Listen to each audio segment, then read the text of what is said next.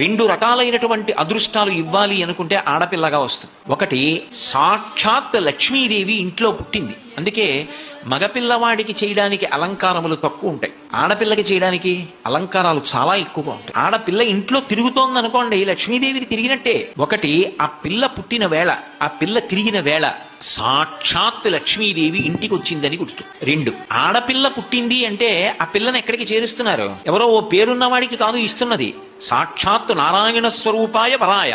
ఆ వరుడు నారాయణ స్వరూపుడు. ఇప్పుడు లక్ష్మిని నారాయణుడి పక్కకి చేర్చారు.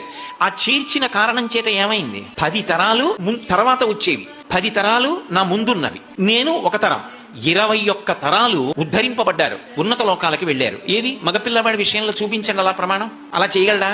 సాధ్యం కాదు. అమ్మవారు అనుగ్రహిస్తే ఆ తల్లి వీళ్ళని నేను విశేషమైనటువంటి ఫలితము చేత సత్కరించాలనుకుంటున్నాను అనుకుంటే ఆడపిల్లగా వస్తుంది.